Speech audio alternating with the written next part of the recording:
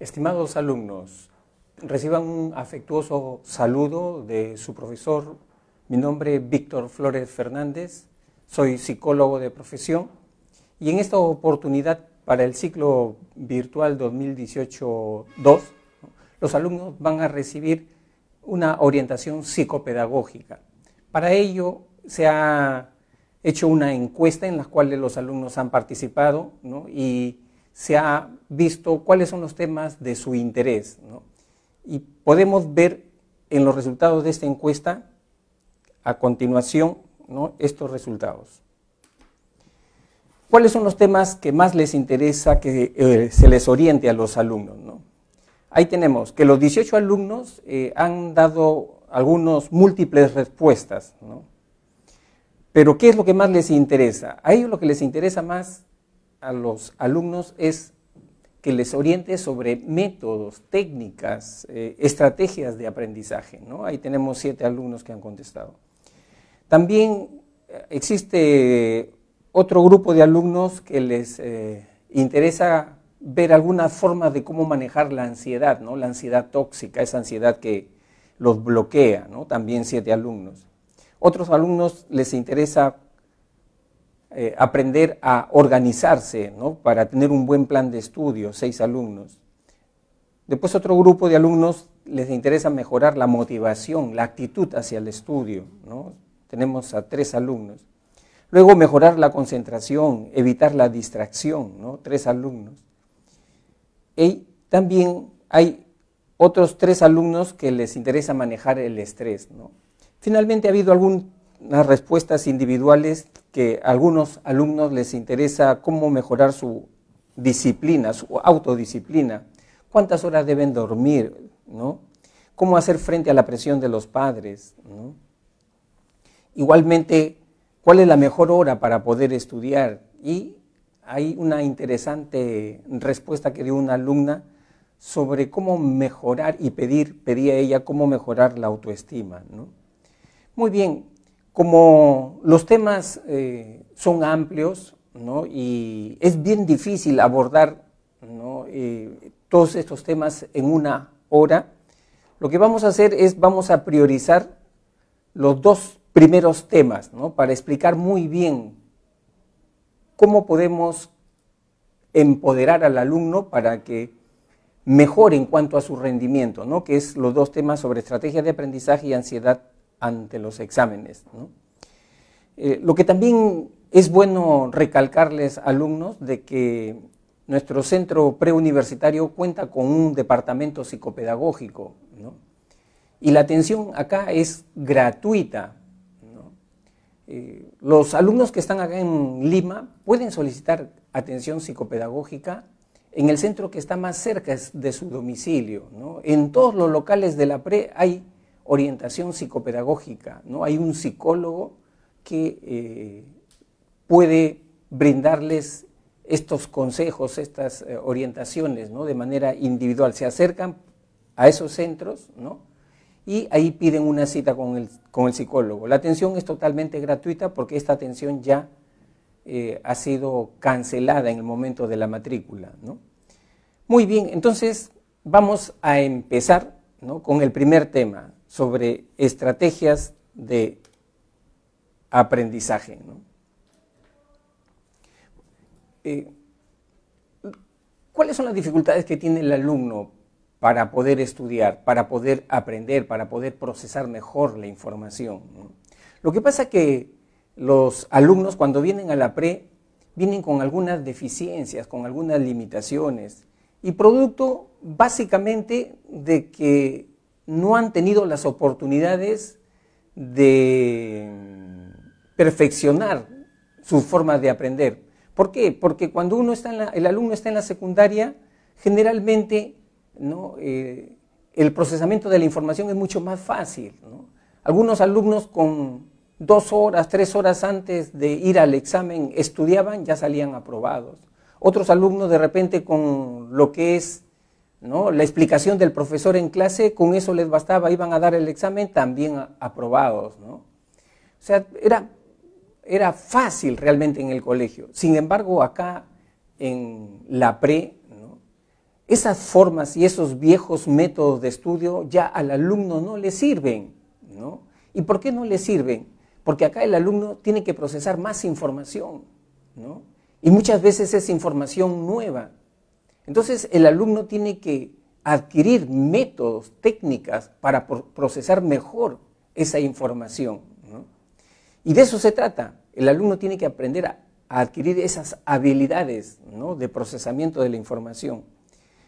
Muy bien, y para ello es muy importante, ¿no?, que el alumno sepa qué significa aprender, ¿no? Cuando yo realmente como alumno he aprendido un tema, ¿no?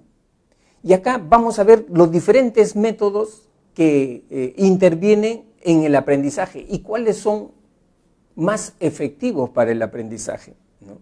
Se hizo un estudio, ¿no?, para ver las formas de aprender y se vieron estos resultados, ¿no?, que cuando un alumno se dedica solamente a escuchar al profesor, después de 2 semanas, ¿cuánto queda de ese aprendizaje? Solamente un 5%, ¿no? Ahora, si el alumno se dedica a leer un libro, ¿no?, después de 2 semanas, ¿cuánto retiene? ¿Cuánto aprende? Solamente retiene el 10% de esa información, ¿no? Ahora, si el alumno, ¿no?, se pone a ver gráficos, ¿no?, diagramas, esquemas, ¿no?, ¿cuánto retiene de esa información? Solamente retiene el 20% de ese gráfico, ¿no? Ahora, cuando une, ¿no?, la vista y el oído, o sea, ve y escucha, ¿no?, una charla, una conferencia, ve una demostración, solamente va a retener el 30% de la información. Como ustedes pueden estar apreciando, acá tenemos que estas formas implican siempre una actitud pasiva de aprendizaje, ¿no? Siempre se les dice a los alumnos que cuando escuchen una clase no tomen una actitud pasiva de aprendizaje, solamente de recepción de la información, ¿no? O sea, simplemente escuchar al profesor. No, el alumno tiene que acostumbrarse a tomar apuntes, a tomar anotaciones. El alumno tiene que acostumbrarse, mientras está escuchando una clase, a escribir, a redactar. No solamente a escribir, a redactar, sino también a comparar lo que está diciendo el profesor con mi boletín, con mi folleto, ¿no?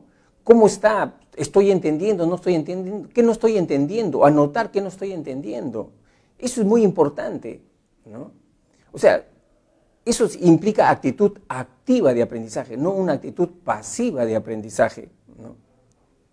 Bueno, ahora, ¿cuáles son esas mejores formas de aprender, ¿no? Se ha señalado que cuando el alumno, ¿no?, expresa, discute, debate lo que ha leído, ¿no?, ahí el nivel de retención se eleva. ¿Cuánto retiene el alumno después de 2 semanas? El 50%. ¿No?, de esa discusión, de ese debate, ¿no? Y cuando el alumno, ¿no?, comienza a practicar, ¿no?, lo que ha leído, ¿no?, ahí retiene después de 2 semanas el 75%, ¿no? O sea, acá ya está teniendo una actitud mucho más activa el alumno, ¿no? Y el mejor método es cuando el alumno expresa y hace lo que había leído, ¿no? Ahí retiene el 90%. ¿Y cómo puede llegar a este nivel? Cuando el alumno enseña a otra persona, ¿no? Por eso siempre les dicen a los alumnos, cuando tú estudies, no estudies para ti, ¿no?, sino estudia tú como si fueras a enseñar a otra persona. Cuando un alumno enseña a otro alumno, ¿quién aprende más? Les pregunto. ¿El alumno que recibe la clase o el alumno que enseña? ¿Quién crees que aprende más? Lógicamente que el alumno que está enseñando a otra persona, porque el alumno que enseña a otra persona, ¿no?, tiene que esforzarse para poner ejemplos, para ilustrar, para demostrar. tiene que esforzarse para ver si le está entendiendo o no le está entendiendo el alumno, ¿no? Entonces, el que enseña aprende más, ¿no? Por eso que hay una frase muy famosa de Albert Einstein que decía: una persona domina un tema cuando es capaz de explicárselo a su propia abuelita, ¿no? O sea, con esto te está dando a entender que si tú le explicas a una persona y esta persona es una persona de mente cerrada y ni aún así tú le explicas y lo haces a entender, quiere decir que tú ya dominaste el tema, ¿no? Que tú ya aprendiste el tema, ¿no? Lo haces entender, ¿no? Entonces, chicos, la idea, eje y central del aprendizaje no es solamente recibir información, copiar información, repetir información. Eso no es aprendizaje. Eso no es aprendizaje. Aprendizaje es aplicar el conocimiento, ¿no? Aprendizaje significa interpretar hechos, situaciones con el conocimiento que tú ya sabes, con el conocimiento que tú manejas. Eso es aprendizaje. Bien, les decía, alumnos, que si ustedes están interesados en este concepto clave de lo que significa aprender, lo pueden encontrar en internet con este concepto del cono del aprendizaje, ¿no? De este autor Edgar Dale, ¿no? Entonces ahí van a encontrar este concepto básico de lo que significa realmente aprender. Bien, pero en el aprendizaje utilizamos estrategias, caminos, métodos, y vamos a ver pues cuáles son estas estrategias, ¿no? Y las técnicas que se pueden utilizar para mejorar el procesamiento de la información, ¿no? La primera estrategia, la estrategia más básica, ¿no? Es la estrategia de repaso, ¿no? ¿Es necesaria? Sí es necesaria, ¿no? Pero no debe ser la única, ¿no? ¿En qué consiste la estrategia de repaso, ¿no? Allí, básicamente es la repetición literal de la información, ¿no? Significa, por ejemplo, que tú puedes utilizar ahí técnicas simples como subrayar contenidos, ¿no? Hay algunos alumnos que subrayan con diferentes colores, ¿no? Con diferentes colores los textos, la información, ¿no?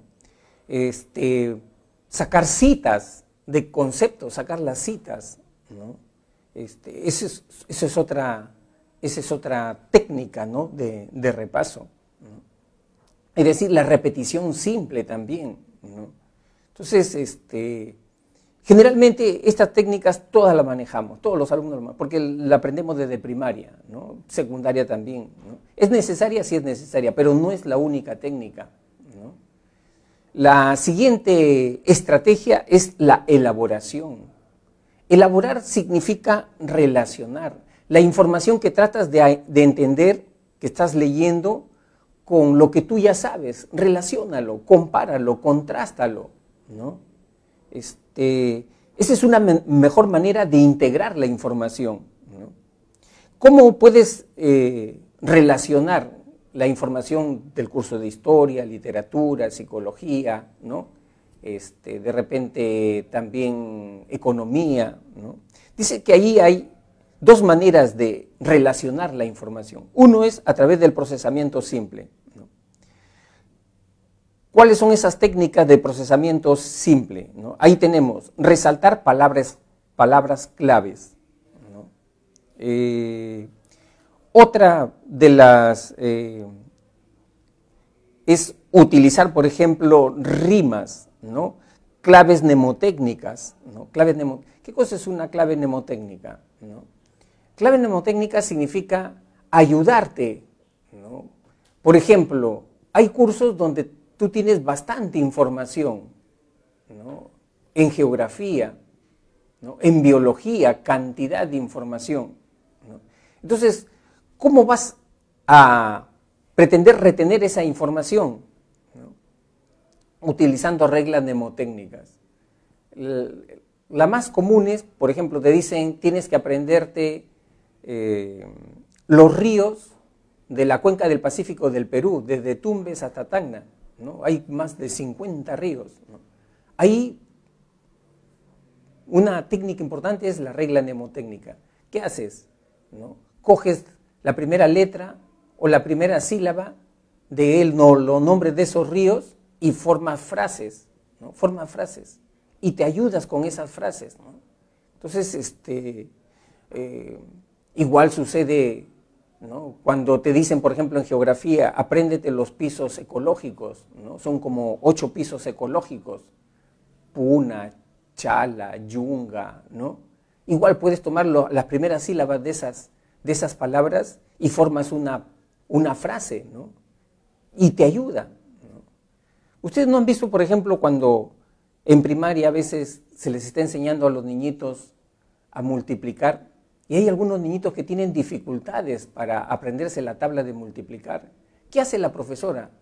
Les ayuda con reglas mnemotécnicas. A ver, ahora ustedes van a recitar la tabla de multiplicación cantando. 4 por 4, 16, 4 por 5, 20. Le van dando un tonito, le van dando una rima, ¿no? Y eso es fácil. Después al alumno le dices, ¿cuánto es 4 por 5? El alumno se queda en el aire, mira al techo, ¿no?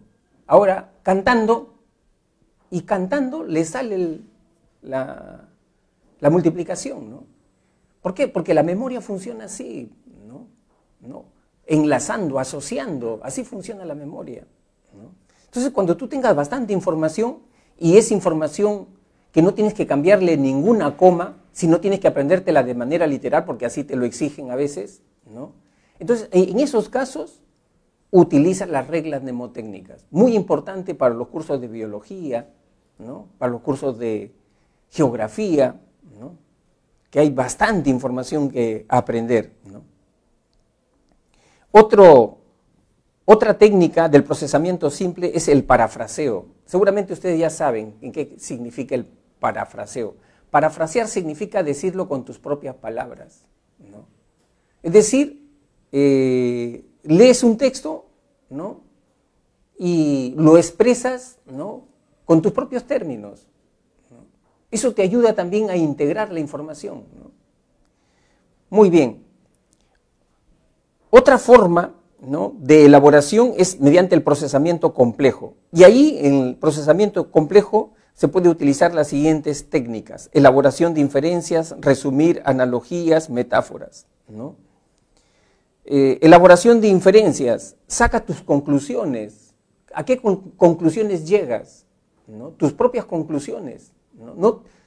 No te limites solamente a leer, a recitar, ¿no?, sino sacar tus conclusiones. Resumir, qué importante es eso, ¿no? Es decir, si tienes y has leído 5 o 6 hojas de un texto, eso lo puedes muy bien sintetizar. ¿En cuánto? De repente en una hoja, de repente en media cara, ¿no? Tienes que esforzarte por aplicar esas técnicas. Tu mente tiene que disciplinarse a utilizar esas técnicas, ¿no? También ahí es importante, para relacionar la información, es utilizar analogías y metáforas, ¿no?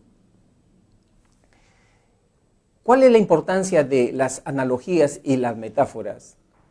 Ustedes seguramente, chicos, han escuchado esta frase que dice: una imagen vale más que 1000 palabras, ¿no? Es decir, la imagen ayuda bastante a la comprensión, ¿no? Hay un gran maestro que nos enseñó mucho sobre cómo se enseña y también cómo se aprende, ¿no? Es un maestro espiritual, ¿no? ¿Quién fue? Jesús, ¿no? Él cómo enseñaba a sus discípulos esos conceptos abstractos éticos sobre la justicia, sobre la bondad. ¿Cómo les enseñaba a sus discípulos? Y estos cómo entendían tan fácilmente y rápidamente. Con parábolas, ¿no? Con parábolas. ¿Y qué son las parábolas? Son cuentos cargados de imágenes, ¿no? Entonces, a lo que yo voy es que cuando estés estudiando, grafica la idea en una imagen, ¿no? Miren, el que descubrió el ADN, ¿no? El concepto del ADN el autor, ¿no?, lo graficó muy bien, ¿no?, en una imagen, ¿no?, y ahí resume todo lo que es el ADN, ¿no? Acostúmbrate a usar imágenes, ¿no? ¿Cuál fue la imagen del ADN? Esa doble hélice, ¿no?, que lo graficó muy bien, ¿no? Entonces, el aprendizaje no es repetir información, ¿no? El aprendizaje significa elaboración de información, relación de información, ¿no? Eso es aprender, ¿no? Y hay que disciplinarse en ese aspecto. Ya tenemos repaso, ya tenemos elaboración. ¿Qué otra estrategia tenemos? Ahí tenemos la estrategia de organización. Organizar significa, alumnos, jerarquizar la información, darle un orden, darle un valor a la información, ¿no? Asignarle un nuevo código, una nueva estructura a la información que tú tienes, ¿no? Esa información que el profesor te está dando en clase, dale un esquema, tu propio esquema, no el esquema que el profesor te está graficando en la pizarra, ¿no? No el esquema que te dan en el cuadernillo, sino tu propio esquema, tu propia estructura. Esa es la manera de aprender, ¿no? Codifica la información. Y allí hay dos maneras, mediante la clasificación y mediante la jerarquización de esta información, ¿no? Mediante la clasificación, usando categorías, ¿no?, cuadros sinópticos, ¿no? Qué importante es ordenar la información utilizando estos cuadros sinópticos, ¿no?, dándoles un número, ¿no? Socialización, por ejemplo, el tema de socialización, 1, tipos, ¿no?, 1.1, agentes, 1.2, ¿no? Le va dando un orden, familia, ¿no?, 2, familia por su estructura, 2.1, familia por su estilo de crianza, 2.2, le vas dando un orden, vas haciendo un cuadro sinóptico. Ahí vas jerarquizando la importancia de los conceptos, vas valorando los conceptos. Acostúmbrate a utilizar cuadros sinópticos, ¿no? No repitas nunca lo que está en la pizarra, organízalo tú mismo, acostúmbrate, disciplínate a hacer eso, porque ese esquema le sirve solamente al profesor, ¿no? Pero a ti te tiene que servir el esquema que tú vas a hacer, ¿no? En la otra, jerarquización y organización de la información. Ahí también es importante utilizar estas técnicas, miren, redes semánticas, mapas conceptuales, uso de estructuras textuales, ¿no? Los mapas conceptuales, ¿no? Al principio yo sé que te va a costar, ¿no? De repente te puede costar hacer un mapa conceptual 20 minutos, 25 minutos de todo un tema, ¿no? Pero si vas adquiriendo más práctica, lo puedes hacer ya en 5 minutos, en 3 minutos te puedes hacer un mapa conceptual, ¿no? El mapa conceptual significa ir jerarquizando la información, el concepto central, conceptos secundarios, concepto de nivel terciario, ¿no? Entonces, eso es muy importante.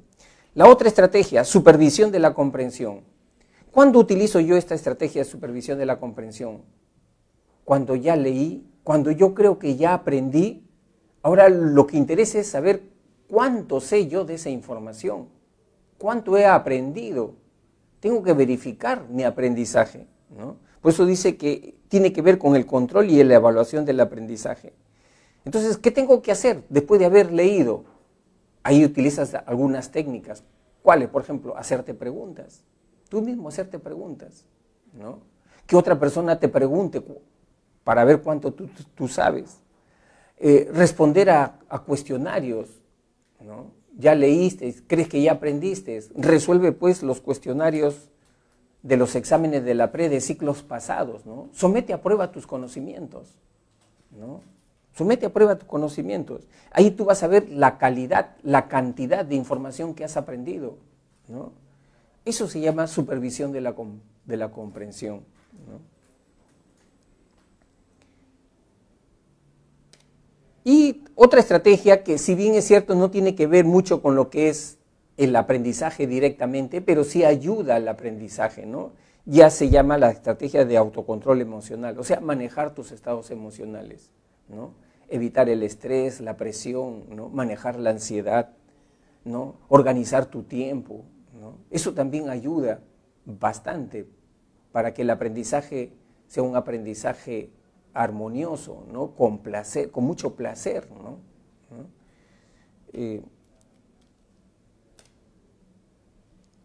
Pero hay un método para todo lo que es lectura, ¿no? ¿Cómo puedo aprender mejor cuando leo, ¿no? Textos? ¿Qué tengo que hacer, ¿no? Ahí hay un esquema, hay una secuencia, ¿no? Tengo que leer un libro, tengo que leer el cuadernillo, ¿no? Tengo que leer un texto. La primera etapa para el método de lectura, el método eficaz de lectura, es la exploración, ¿no? ¿Qué significa explorar? Explorar significa anticiparse, ¿no? A los contenidos, al mensaje de un texto. O sea, si tú tienes un texto de comprensión lectora, o un texto científico, o un artículo, ¿qué tienes que hacer allí?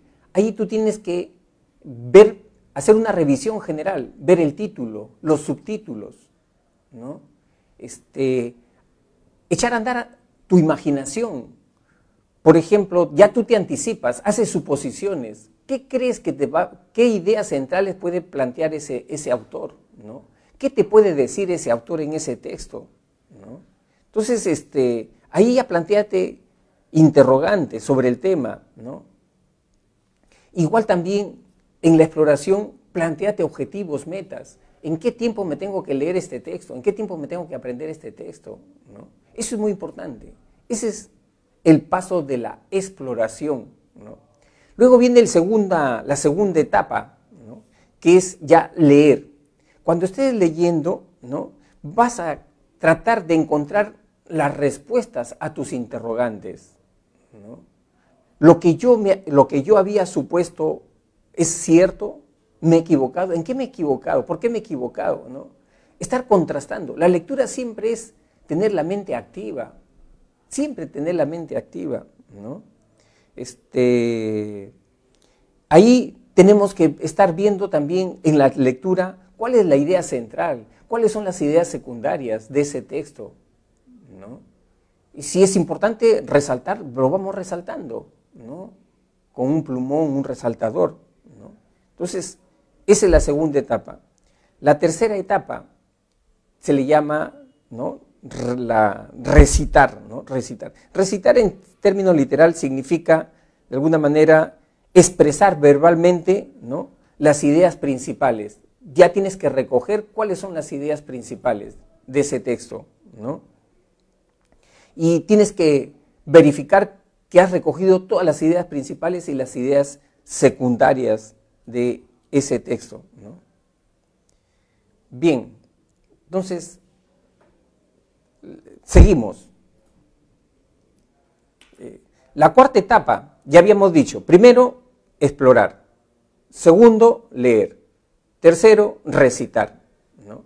La cuarta etapa, relaciona, ¿no? Siempre el aprendizaje significa integrar el conocimiento nuevo al conocimiento que tú ya tienes, ¿no? O sea, deberías de relacionar el contenido del texto con las ideas que tengan que ver con tu experiencia personal, ¿no? Los alumnos siempre dicen, ¿no? O sea, yo aprendo mejor cuando relaciono ese tema con mi vida personal, ¿no? Con lecturas que ya leí anteriormente, con lo que me dijo el profesor en la clase, con lo que escuché yo la vez pasada, ¿no? Siempre es importante, ¿no? Relacionar la información con lo que uno ya sabe. Uno aprende solamente cuando a esa información que estás leyendo le encuentras un sentido personal, le encuentras que es significativo esa información, ¿no? O sea, no se trata solamente de leer por leer, encuéntrale un sentido a esa información, ¿no? La quinta etapa, verificar, ¿no? Verificar tiene que ver con chequear, ¿no?, lo que ya has aprendido, la calidad de tu aprendizaje, cuánto yo he aprendido, ¿no?, cuánto me falta aprender, ¿no?, pues, ¿por qué me falta tanto?, ¿no? O sea, tienes que estar evaluando tu aprendizaje también. Eso se llama metacognición, evaluar cómo he aprendido. Eso es muy importante, la metacognición, ¿no? Evaluar la calidad de tu aprendizaje, porque eso te va a permitir seguir potenciándote, impulsándote, en tener mejores herramientas mentales para seguir procesando la información, ¿no?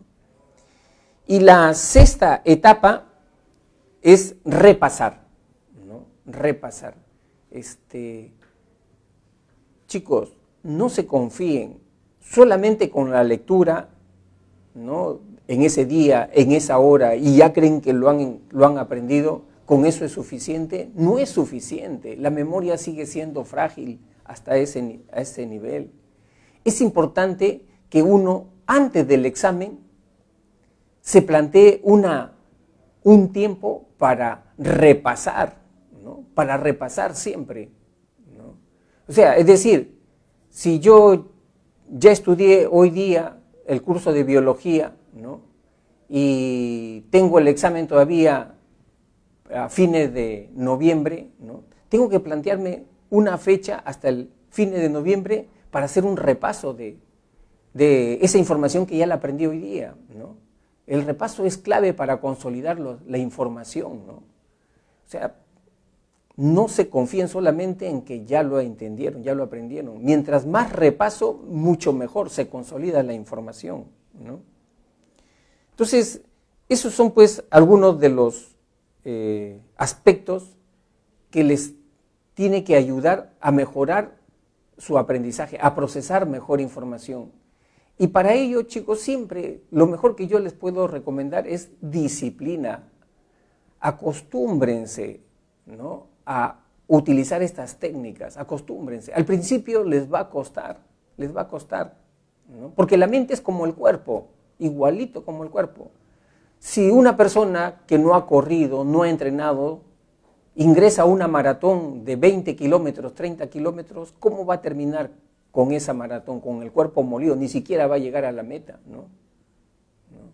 Igualito es la mente, ¿no? O sea, uno tiene que acostumbrarse, entrenar a la mente a estar procesando información, ¿no?, a estar evaluando cómo va procesando la información. Y eso es poco a poco, y lo van a lograr.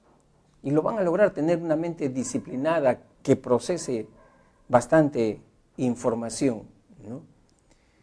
Muy bien. Estamos dejando para los alumnos del ciclo virtual un link donde hay información sobre métodos de estudio para que puedan revisarlo con mayor calma, detenidamente, toda esta información que yo les estoy diciendo en estos momentos, ¿no? Bien, ahora vamos a pasar el otro tema que siempre también han pedido los alumnos que trate, ¿no? ¿Cómo manejar mi ansiedad ante el examen, ¿no? Profesor, cuando tengo ansiedad me bloqueo, ¿no? Cuando tengo ansiedad el corazón me palpita con fuerza, sudan mis manos, ¿no? A veces la mente se me pone en blanco, ¿no? ¿Qué debo hacer frente a esos síntomas, ¿no?, que me traen muchos problemas, ¿no? ¿Cómo manejarlo, cómo controlarlo, ¿no? Entonces, esa es la inquietud siempre de los alumnos. O si no, algunos me dicen, profesor, la víspera del examen ya no puedo ni siquiera dormir, ¿no? No puedo dormir, a veces la mente se me pone muy activa, ¿no? Pienso, ¿no? Y no me da sueño, ¿no? Me cuesta dormir. Entonces, ¿qué hacer, ¿no?, frente a estas manifestaciones de la ansiedad, ¿no? Muy bien. Lo primero que hay que entender, ¿no?, que la ansiedad en realidad es una energía extra, ¿no? es una activación del organismo que se prepara frente a un reto, a un cambio, a una exigencia, ¿no? O sea, la ansiedad de por sí sola no es mala, la ansiedad no es negativa, ¿no? Sino que por nuestras experiencias pasadas la hemos convertido en una ansiedad negativa, en una energía negativa, ¿no? Pero la ansiedad en sí, ¿no?, es normal. La ansiedad es una energía extra que nos permite afrontar situaciones difíciles, complicadas, retos, cambios, adversidades, ¿no? Esa es la ansiedad, ¿no? Energía extra, ¿no? Esa es básicamente la ansiedad. La ansiedad no es buena ni mala, ¿no?, sino es simplemente energía. Es energía, ¿no?, de una activación para afrontar. Es como si tuvieras que cruzar un canal profundo, ¿no? De repente de 80 centímetros, 1 metro 20, te preparas para saltar ese canal profundo, ¿no? Ahí te entra la ansiedad, ¿no? O sea, se activa tu cuerpo para enfrentar esa situación, ¿no? Entonces la ansiedad no es buena ni mala, simplemente es una energía. Pero ¿qué pasa?, ¿no?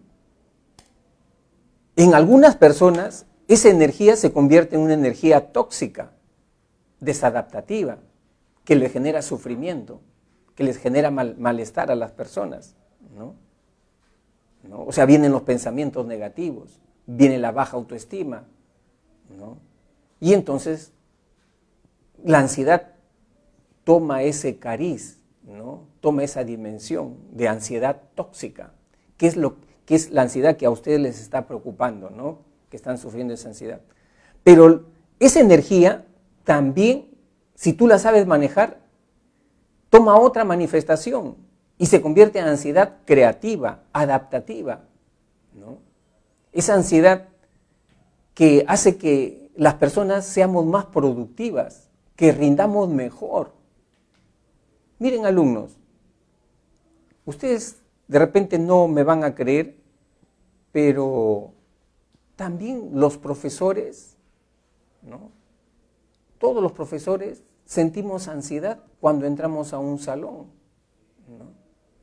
Es decir, nosotros no vamos a un salón a dictar una clase con cero ansiedad, ¿no? O sea, nos activamos en ese momento, especialmente los profesores que nos preocupamos o nos interesamos por dar bien nuestra clase.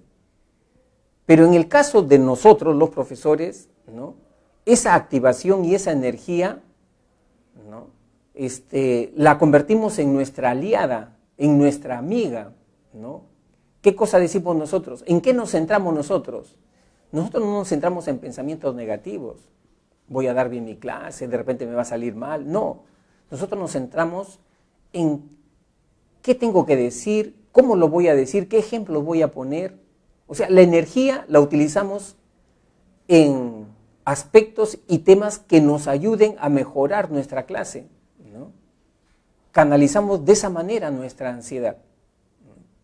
Entonces, la idea es la siguiente, ¿no?, que tiene que cambiar la actitud respecto a la ansiedad, ¿no?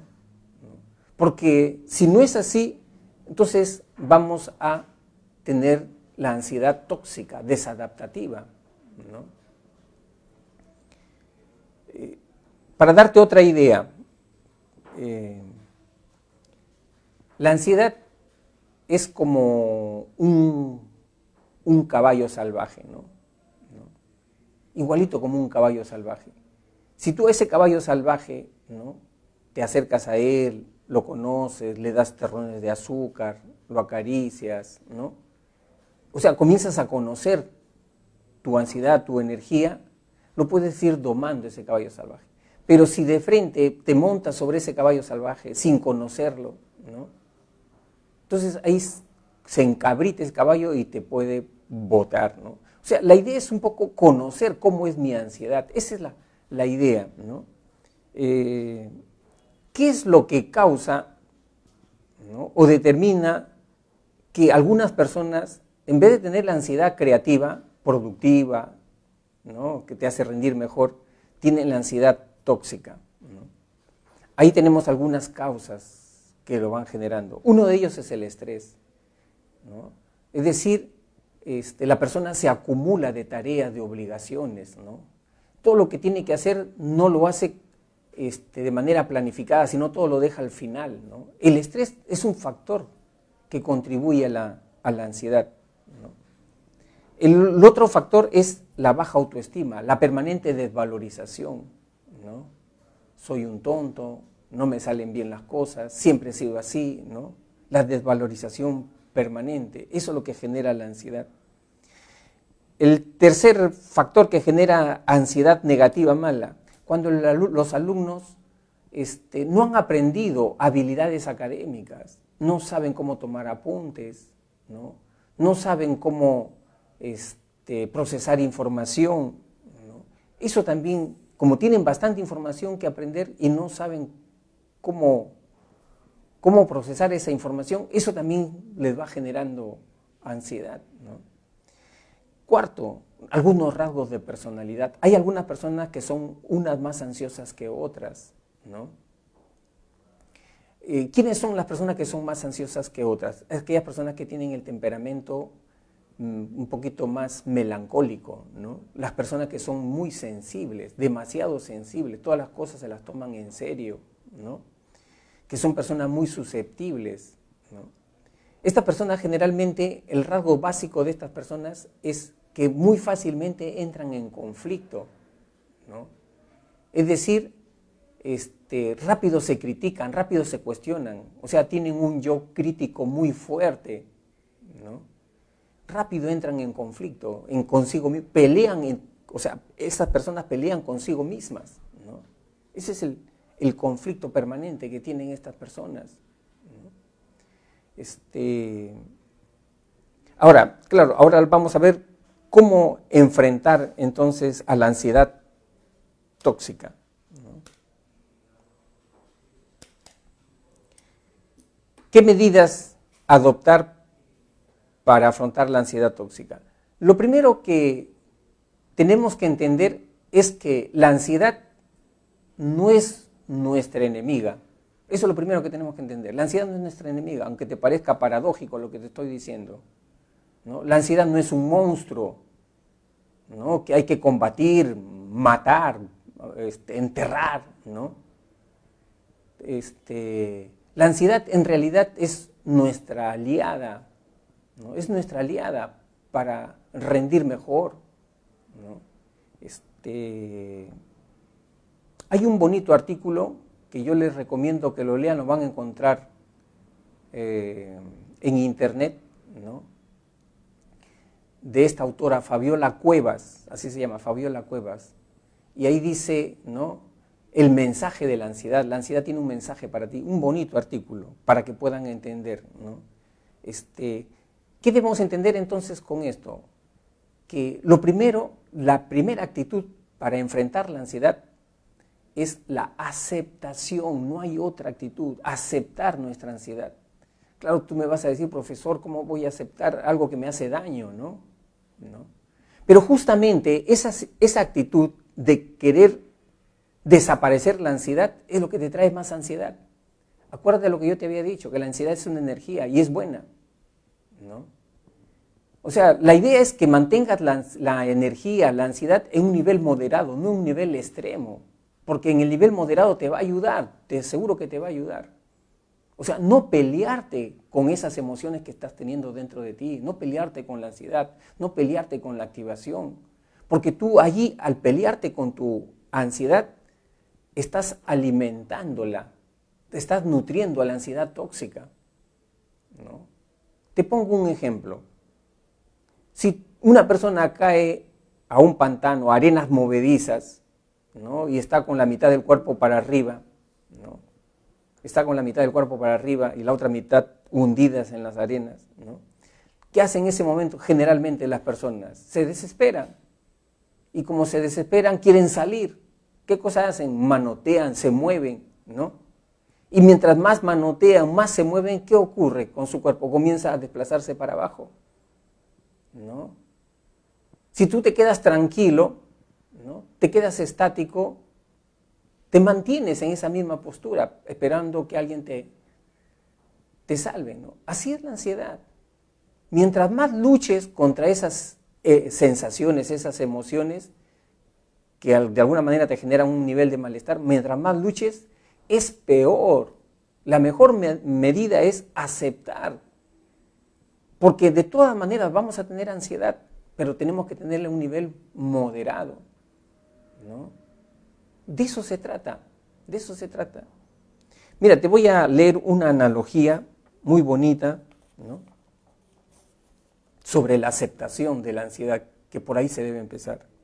Una analogía, dice así: hoy la ansiedad me visitó, tocó el timbre, subió las escaleras, golpeó la puerta y entró. No ofrecí resistencia. Hubo un tiempo en que yo hacía lo imposible para evitar que entrara a mis dominios. Y cuando eso ocurría, discutíamos por mucho largo tiempo. Era una experiencia desgastante. Aprendí que lo mejor era dejarla seguir su curso. Ahora ni siquiera dialogamos. Ella entra, se sienta en el living, le sirvo una bebida cualquiera, le prendo la televisión y la olvido. Cuando me doy cuenta, el recinto está vacío. Ella partió sin arrobos, sin dejar rastros. Cumplió su misión sin afectar mi vida. ¿Ve? Entonces, estar en paz con la ansiedad, ¿no? Esa es la idea, ¿no? O sea, porque siempre vamos a tener ansiedad, siempre vamos a tener tensión, y es buena, necesaria tener esa energía extra. Porque si nosotros no tuviéramos esa energía extra, ¿en qué vamos a quedar? En la pasividad, en la apatía. Ya no va a tener motivación, ya no va a sentir placer por hacer mis cosas, ¿no? Entonces, de eso se trata, aprender a tenerla como amiga, como aliada, no a desaparecerla, porque la ansiedad, no, te aseguro, no va a desaparecer totalmente, no va a desaparecer. Va a estar así siempre presente, acompañándote siempre para momentos donde sean momentos que te planteen exigencias, retos, cambios, situaciones adversas, ¿no? Hazte amiga de tu ansiedad, ¿no? Más bien pregúntale, ¿no? De repente en términos cómicos, ¿qué mensaje te tiene la ansiedad? ¿Para qué te quiere dar a entender? ¿Qué te quiere dar a decir la ansiedad, ¿no? ¿Qué otra medida también es importante para manejar la ansiedad, ¿no? Ya habíamos dicho, el estrés como factor de ansiedad, ¿no? Planifica, organízate, ¿no? Tú tienes un nivel académico, ¿no? Y tu meta es ingresar lógicamente, ¿no?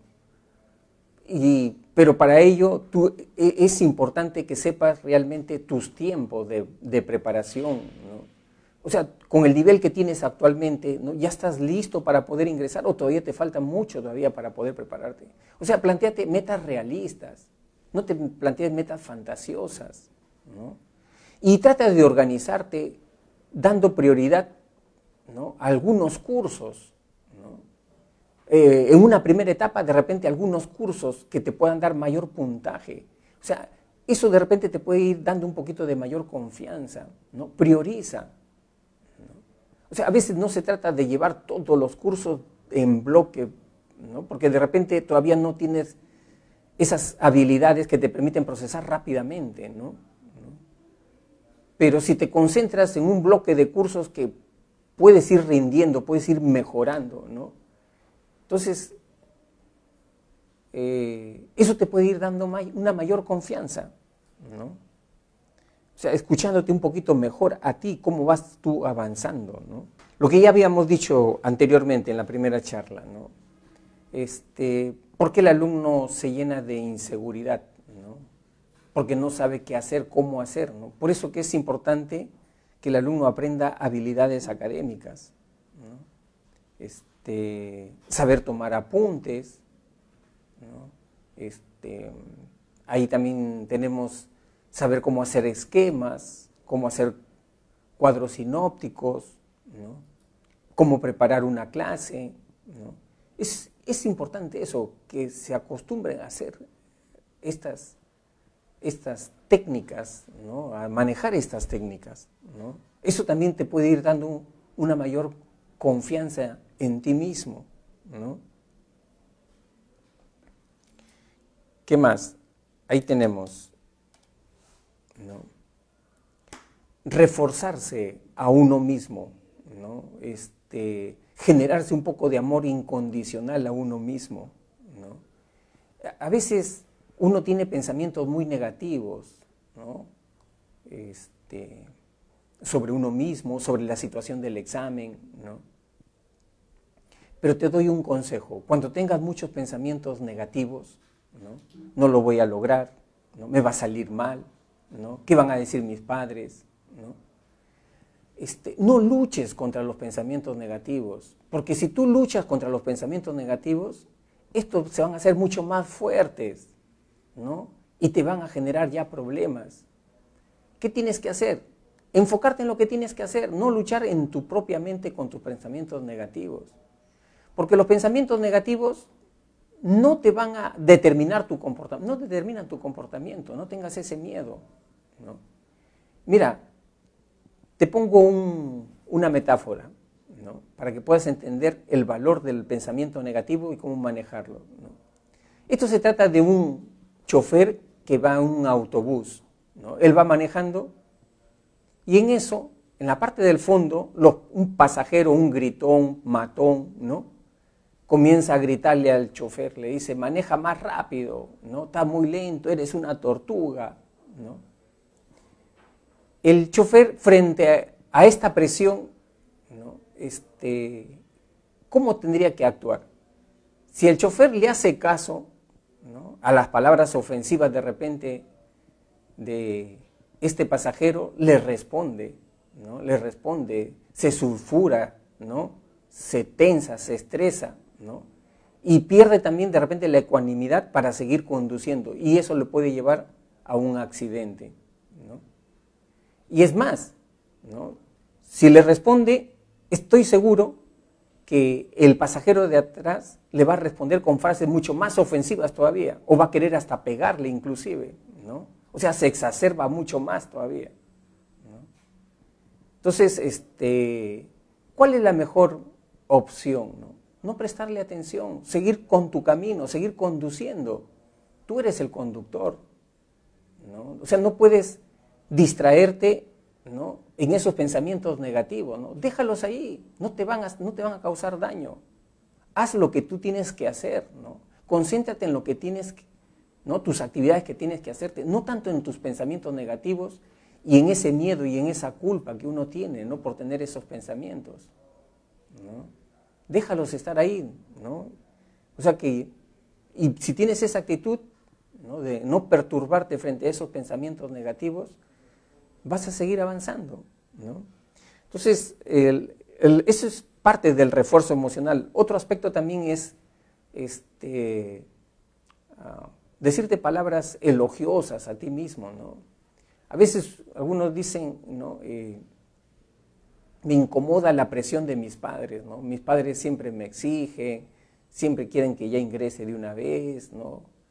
A veces me desmerecen, ¿no? Pero ahora la pregunta es, ¿por qué le prestas más atención a lo que dicen tus padres y menos atención a cómo tú piensas de ti mismo, ¿no? Al esfuerzo que estás haciendo, al sacrificio que estás haciendo diariamente? No hay otra persona que vea con mayor realidad el enorme sacrificio que tú estás haciendo que tú mismo.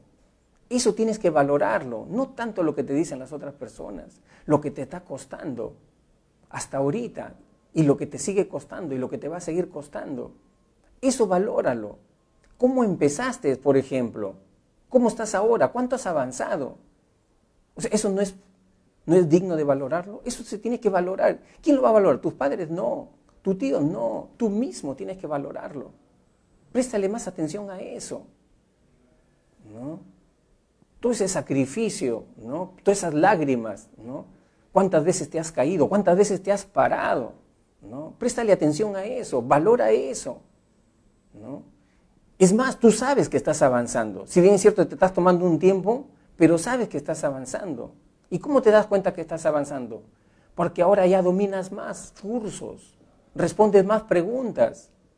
Entonces, préstale atención más a ese tipo de mensaje interno, ¿no? Valora más eso, ¿no? No tanto lo de afuera, ¿no? Lo que te viene de afuera. Igual, otro aspecto muy importante es darte permiso para equivocarte, ¿no? Tú no eres un ser, nadie es un ser perfecto, ¿no? Permítete equivocarte, sin que por equivocarte aparezca por ahí tu crítico interno, ¿no? La culpa, la vergüenza, ¿no? Entonces, eso es importante también, ¿no? Date permiso para darte premios, ¿no? Sin que hayas logrado algo importante, ¿no? Simplemente porque te amas, porque te quieres, ¿no? Eso también es bueno resaltar, ¿no? Bien, otra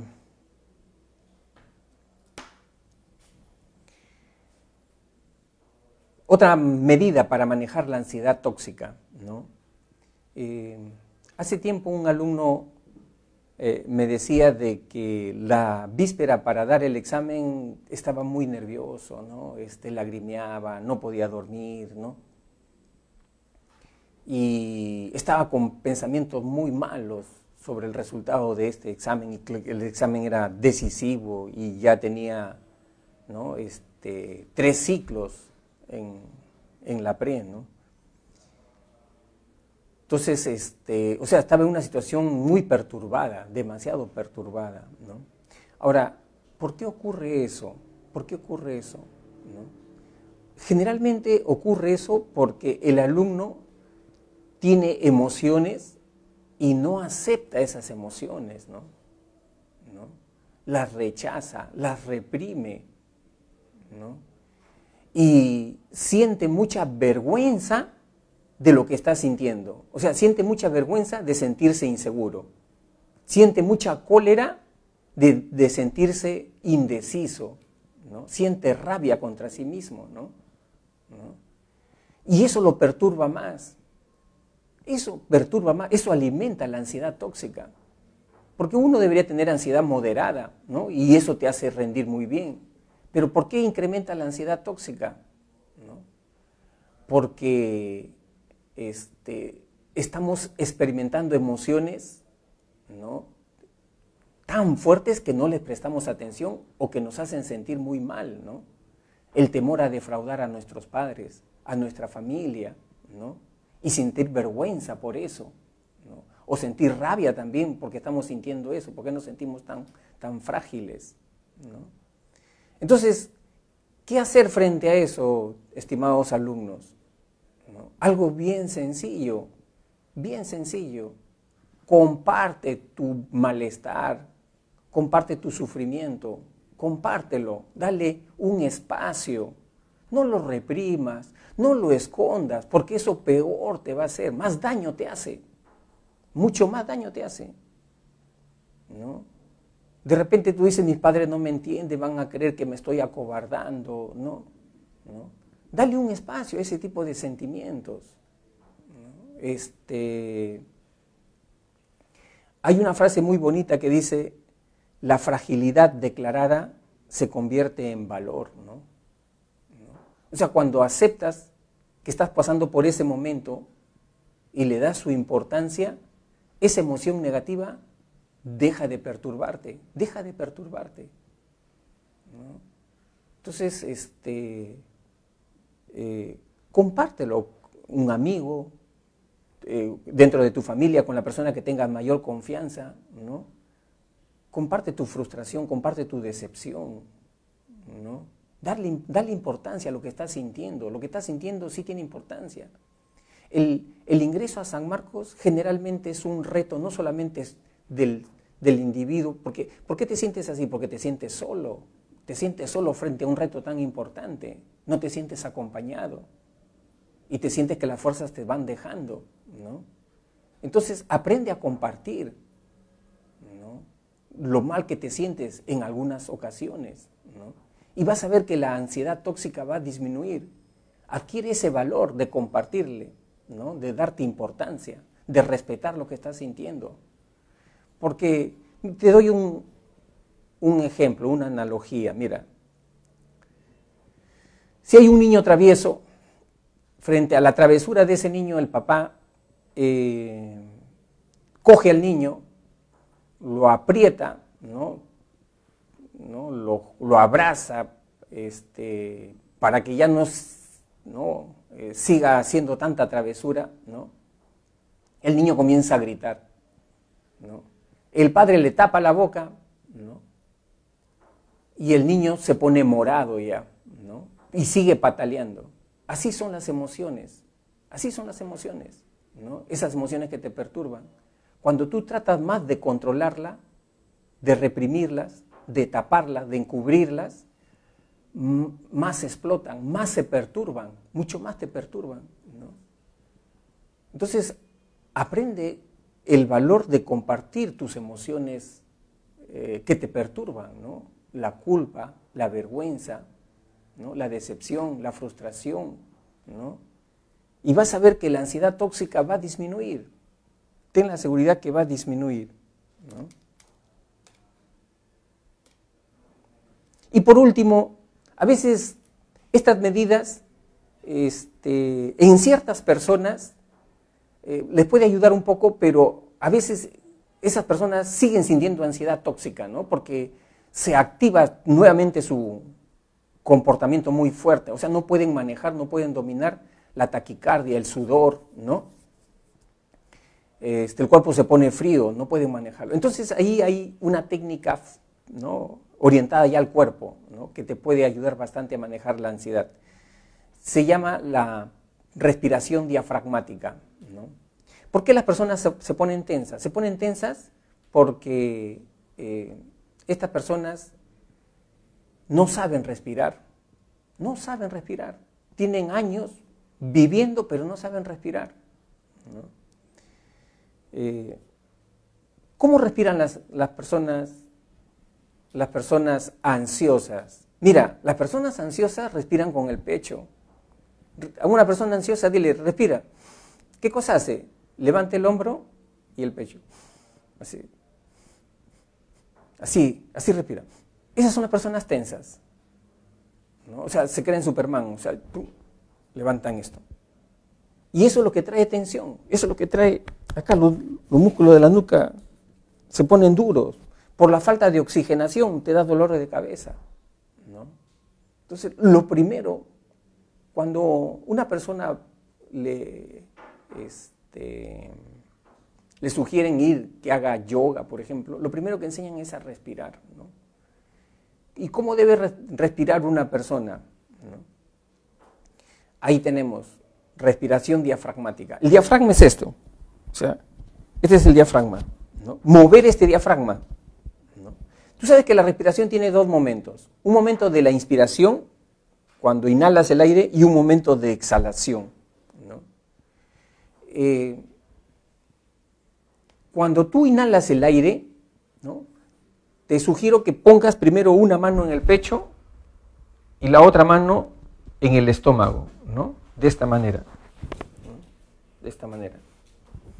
Toma el aire y el aire lo vas a llevar a los pulmones y al estómago. Toma el aire, ¿ves?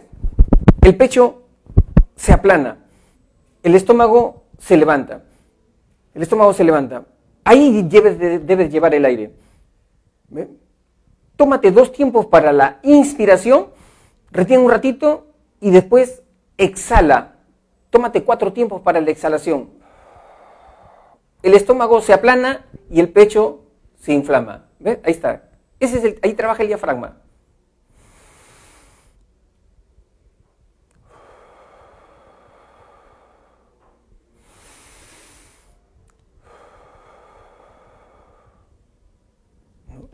Cuando estés exhalando, siente tu cuerpo. ¿En qué momento tú sientes que tu cuerpo se relaja más? ¿En el momento que inhalas o en el momento que exhalas? La relajación está en el momento de la exhalación, ¿no? De la exhalación. Ahí tú sientes, cuando tú exhalas el aire, botas el aire, ahí sientes que tu cuerpo se comienza a hormiguear, tus músculos se hormiguean, algunos se sienten livianos, otros se sienten un poquito más pesaditos. Aprende a generar ese tipo de sensaciones, practica por lo menos 3 veces al día y con 15 tipos de movimientos de inhalación y exhalación, ¿no? Comienza a practicar, ¿no? Y cuando te sientas tenso, acude a la respiración diafragmática, ¿no? De repente te puede ayudar mejor, ¿no? Mirando en internet, pon ahí respiración diafragmática y ahí hay videos que te pueden ayudar muy bien a practicar la respiración diafragmática. Cuando sientas que el corazón te palpita con fuerza, taquicardia, cuando sientas, por ejemplo, que te da dolor de cabeza, ¿no? O que la temperatura de tu cuerpo se baja, respiración diafragmática, es la clave, ¿no? Disminuye la activación del organismo, ¿no? Muy bien, pues chicos, estas son algunas de las medidas para ir mejorando la ansiedad, ¿no? Bueno, ya. Bien, para la alumna que menciona que le toma mucho tiempo hacer mapas mentales, ¿no? El mapa mental es organizar ideas con imágenes, ¿no? De repente, como toda técnica nueva, siempre toma tiempo, ¿no? Pero cuando el alumno se va disciplinando, se va haciendo un hábito, va disminuyendo Yo, como profesor, antiguamente hacía mapas conceptuales, me demoraba, por decirle así, 1 hora para hacer un mapa conceptual. Ahora lo hago en 3 minutos, 5 minutos, ¿no? Toma un tiempo, pero te recomiendo más mapas conceptuales más que mapas mentales, porque el mapa mental viene con imágenes. Y hacer una imagen sobre los contenidos, sobre las ideas, sí toma mucho más tiempo, ¿no? Sé perseverante, sí, al principio efectivamente te va a tomar un poquito de más tiempo, pero después cuando vas adquiriendo práctica, lo vas haciendo rápidamente, ¿no? Lo primero es, toma apuntes, toma anotaciones. Después que has terminado la clase, después ya haces el mapa mental o el mapa conceptual. Una vez terminada la clase, no en la misma clase, no en la misma clase. En la clase toma apuntes, eso es lo mejor. Quisiera saber si hay algún tipo de alimento para mejorar el aprendizaje o te den energías para no sentirse cansado cuando estudias. Ya, a ver, para tener un poquito de mayor energía, es importante el sueño, ¿no? Descansar bien, eso es básico, ¿no? Descansar. ¿Cuántas horas puede dormir un alumno, ¿no? Eso es variable, por ejemplo. Algunos alumnos con 6 horas de sueño ya descansaron, no necesitan más. Otros alumnos con 7 horas de sueño ya también descansaron, no necesitan más. Y hay otros alumnos que sí requieren 8 horas para descansar, ¿no? Es variable de acuerdo al temperamento de cada alumno, ¿no? Entonces, el sueño es clave para tener energía. Lo otro es la alimentación, lógicamente, ¿no? Pero si tú comes bien tus alimentos y es un alimento balanceado, no necesitas multivitamínicos. Ahora, si tú requieres multivitamínicos, te recomiendo que vayas a un médico, ¿no? Para que te pueda recetar algún multivitamínico. Porque eso se receta generalmente a las personas que de repente tienen problemas de anemia, ¿no? Bajo hemoglobina, ¿no? Pero si estás comiendo bien tus alimentos, no necesitas multivitamínico, ¿no? ¿Cuál es el otro?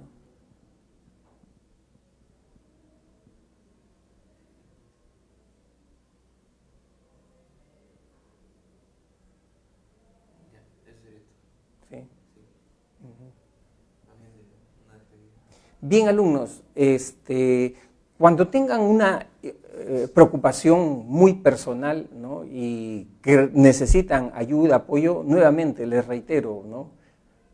Acérquense a los locales de la PRE, ahí hay también orientación psicopedagógica a cargo de un psicólogo, ¿no? La atención, nuevamente, decirles que es totalmente gratuita. Se apuntan con la coordinadora, esperan el día de la atención y acuden allí, ¿no?